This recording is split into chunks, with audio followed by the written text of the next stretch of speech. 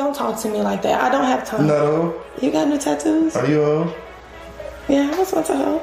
I mean, yeah, you know, I have my dealings. I done cracked a few things, you know what I'm saying? I had a little fun time. Alright. Know what I mean? Crack these eggs. Yeah, she said that.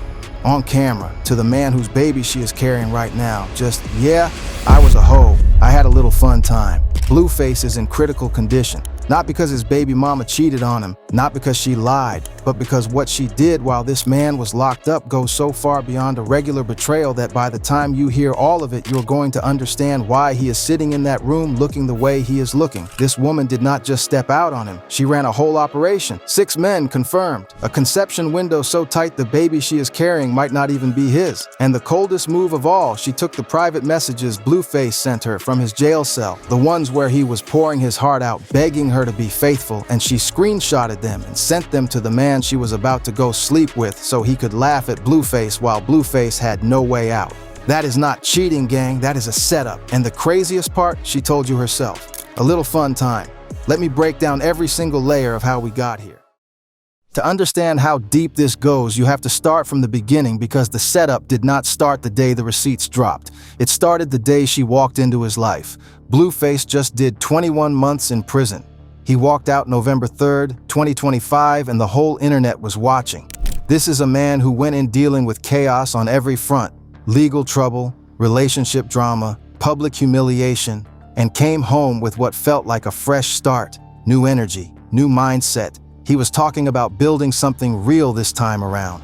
And then Nevaeh Akira stepped into the picture almost immediately. She is 24 years old, real name Akira Williams, an Instagram personality with a following and a face pretty enough to make a man fresh out of prison stop thinking clearly. Within weeks of him coming home, she had his government name tattooed underneath her chin, not his rap name. His actual government name permanently inked on her face, and Blue was gassed. He showed it off on live. He grabbed her neck playfully, told her it was forever. She said 5 ever. The internet loved it. It looked like finally for once something was going right for this man. But here is what nobody was paying attention to while all of that was happening. What? How are you doing? What are you doing? What is this on your neck though? Don't act oblivious. Don't. I love it. It's fire. I know you love it, don't you? I'm choking the shit out of you tonight. I know. Are you gonna want that forever? 5 ever, nigga. Okay, you know we ain't doing no cover-ups, no laser removal, none of that weak shit. It's forever and ever. My dead homies. On a dick on me.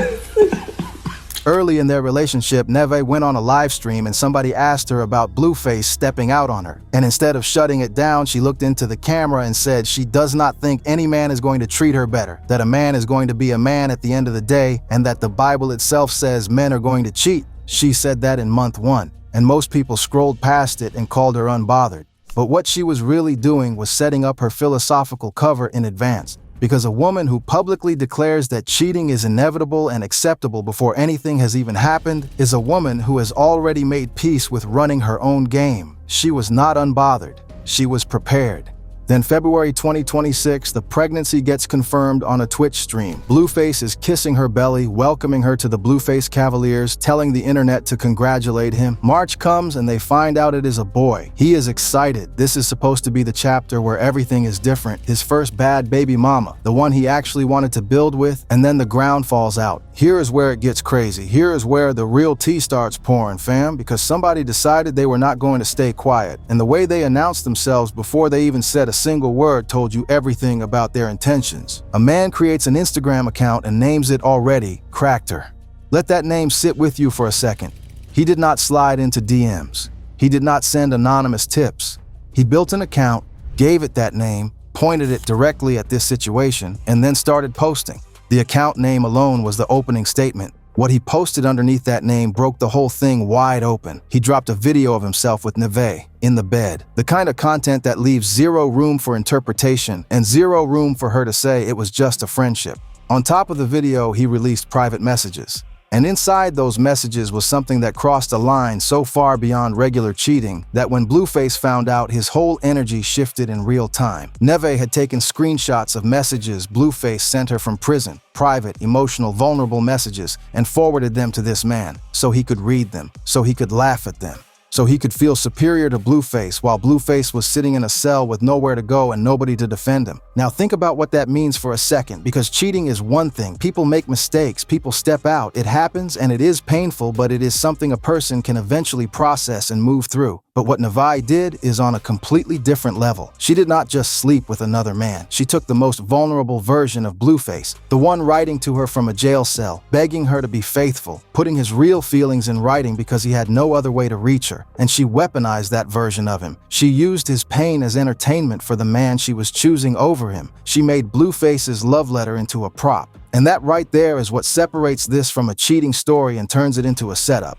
But here is where it gets worse. Here is where people started connecting dots. Because when Blueface finally confronted her with everything on live in front of the whole internet, what came out was not just one man. It was not just the guy with the account. The receipts started stacking up and the timeline she had been selling Blueface completely fell apart. The story she told him was that August was the last time she was with anyone while he was locked up. August was supposed to be the cutoff, the line she drew that Blueface could accept and move past. But that story started crumbling the second other men started watching the same stream she was using to reassure Blue, because one of the men she had been with past August watched her say August was the last time. And he felt some type of way about being erased from her timeline, so he dropped his own receipts. And those receipts showed messages between them dated September 5th. Her own words, her own texts, making plans to come through, spend the day, spend the night. She told Blueface August. Her own messages said September. That is not a miscommunication. That is a deliberate lie that held up until the person she told it about refused to let her rewrite history. And then the October situation came out. And this is the part that changes the entire weight of this story. Because we are not just talking about pride anymore. We are talking about the paternity of the child she is currently carrying. The conception window for the baby falls right around the time Blueface was released from prison in early November. The assumption was that they conceived together when he came home. A homecoming baby, a fresh start, proof that this chapter was real. But another man came forward with receipts showing he was with Neve in the last days of October. And Neve herself in the conversation confirmed the date. She said October 27th was the last time she was around this man. Blueface got out November 3rd. That is 7 days. She was with another man 7 days before she supposedly conceived with Blueface.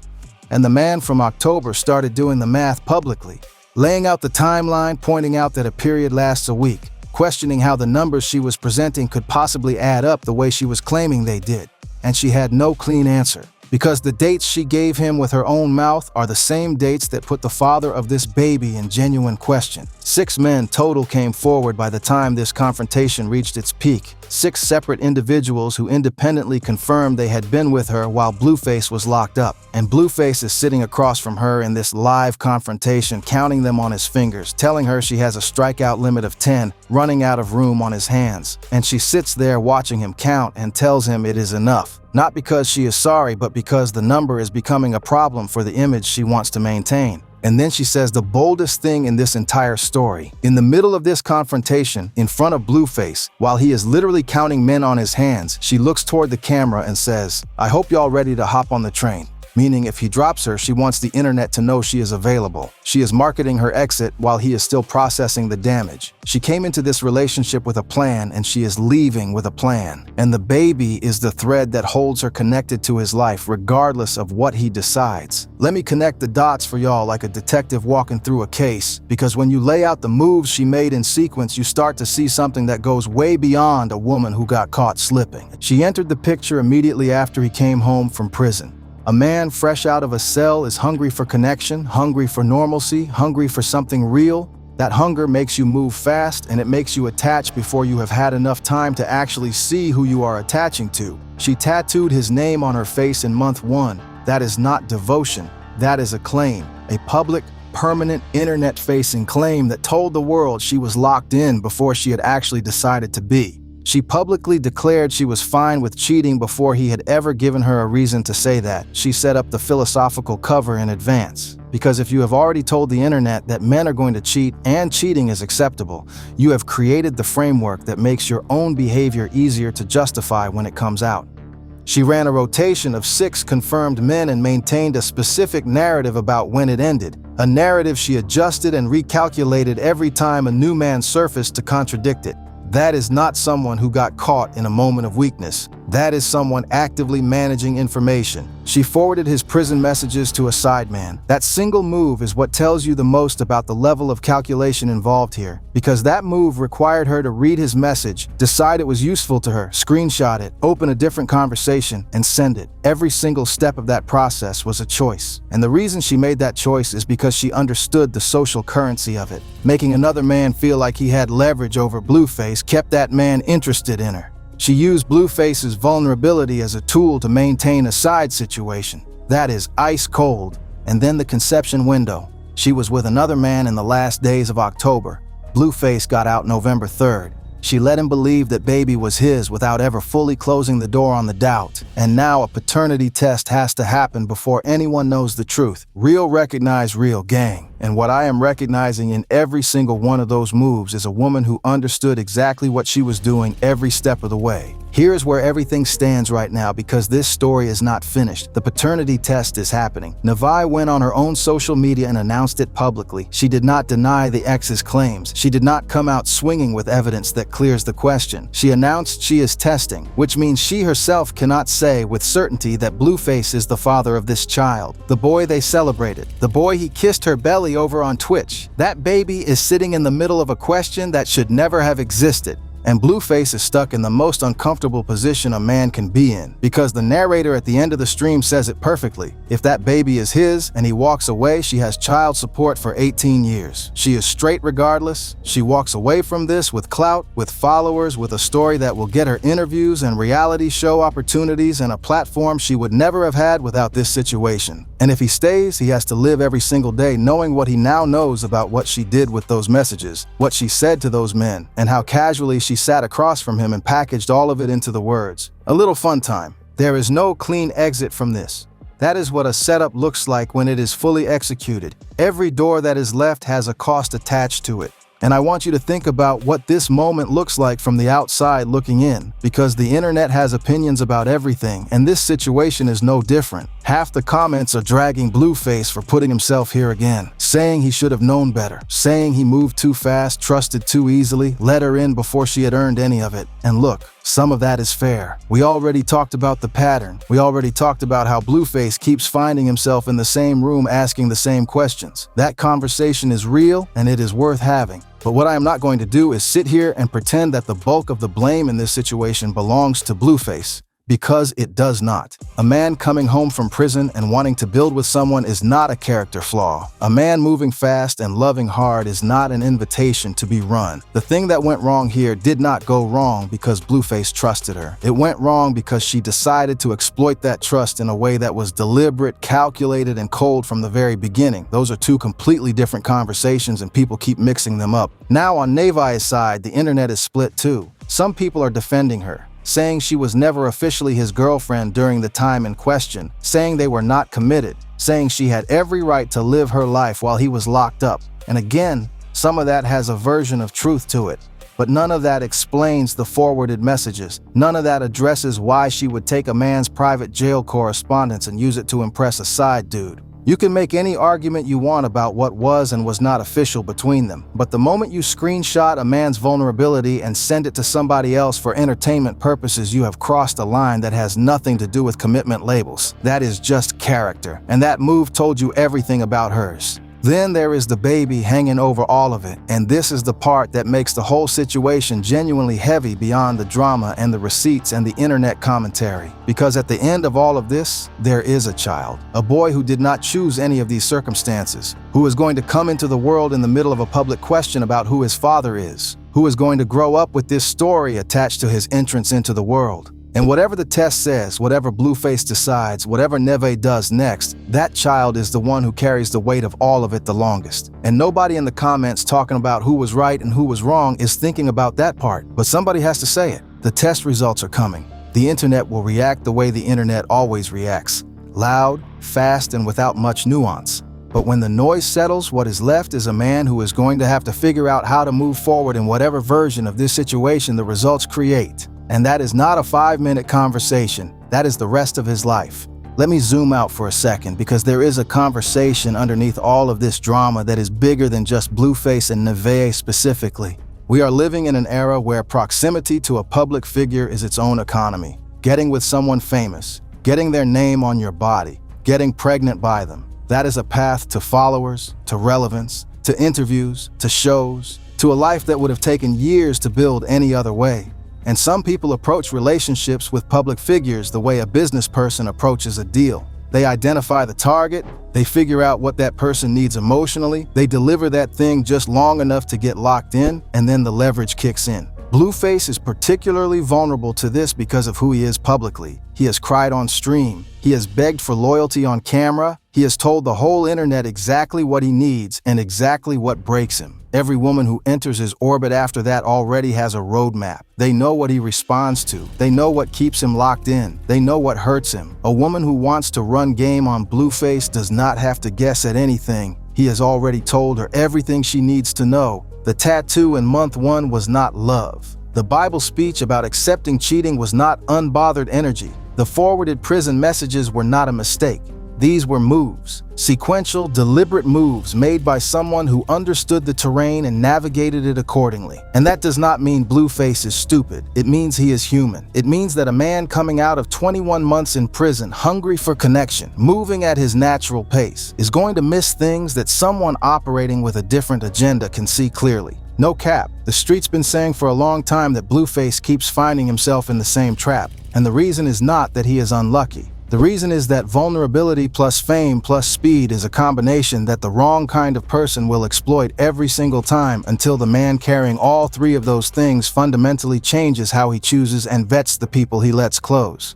Blueface walked out of prison with a new start. He found a woman, he got excited, he kissed her belly on camera and told the internet she was having his baby. And then a man created an account called Already Cracked Her and the whole thing started coming undone. 6 men. A September lie, October 27th, forwarded prison messages, a paternity test that has not come back yet, and a woman who sat across from the father of her supposed child and described all of it as a little fun time. The test is coming. The results are going to hit the internet when they do. And whatever those results say, the damage to this man's trust, this man's peace, and this man's ability to believe in the people closest to him is already done. That is what a setup costs you. Not just the relationship, not just the public embarrassment. It costs you the ability to see the next person clearly. Because once someone has used your prison letters against you, once someone has turned your most vulnerable moments into entertainment for another man, you carry that with you into every situation that comes after. And I want to talk about that for a second because I do not think people are giving that specific part of this story the weight it deserves. We keep focusing on the number of men. We keep talking about the timeline and the conception window and the math of it all. And all of that matters. But the thing that is going to stay with Blueface the longest, the thing he is going to think about at 3 a.m. when nobody is watching and no cameras are on, is the message. The fact that he was sitting in a cell, cut off from everything, and he reached out to the one person he trusted and said, "I need you to be faithful. I am in here fighting for you. Do not do this to me." And she read those words, and her first thought was not to honor them. Her first thought was to screenshot them and send them to the man she was choosing instead. That is the detail that does not heal clean. That is the scar that sits underneath everything else. Because here is the thing about vulnerability, gang. When a man gets to the place where he is writing letters like that, where he is saying please from inside a prison cell, that is not something he does lightly. That is a man who has already pushed past his pride and his ego and his whole persona and decided that being real with this woman matters more than keeping his guard up. That is the deepest a man can go. And when somebody takes that depth and turns it into a joke for a side man, something in him closes, not just toward her, toward the idea of being that open again with anybody. That is the real critical condition, not the paternity test, not the 6 men, not even the forwarded messages on their own. The critical condition is what happens to a man after he finds out that his most unguarded moment was used against him by the person he trusted with it. Because that kind of damage does not show up in a doctor's office. It shows up in how he moves from here. It shows up in how fast he closes off the next time someone tries to get close. It shows up in every relationship he enters after this one, carrying the ghost of what happened in that confrontation. Blueface has been through a lot publicly. Most of it he has processed in front of the whole internet in real time. And there is something almost painful about watching a man live his most private wounds out loud on camera, because that is just the world he built for himself. But this one feels different. This one has layers to it that even his loudest moments have not had before, because this one was supposed to be the fresh start. This one came after the prison bid, after the Christian Rock chapter, after everything that came before it. This was the one where he was going to get it right, and it still went wrong, in the same way, with a different face. And that pattern, that specific recurring pattern, is the thing that the people who genuinely want to see Blueface win should be paying attention to. Not just the drama of this specific situation, but the fact that a man keeps ending up in the same room asking the same questions to different women. And until that changes, the story is going to keep writing itself the same way. I feel for Blue, gang. Real talk. But let the people know in the comments. Do you think that baby is his? And if you were sitting in that room knowing everything he knows, what would you do? Send a hype if you are still watching. That is the best way to show support, and I see every single one. Catch y'all in the next one.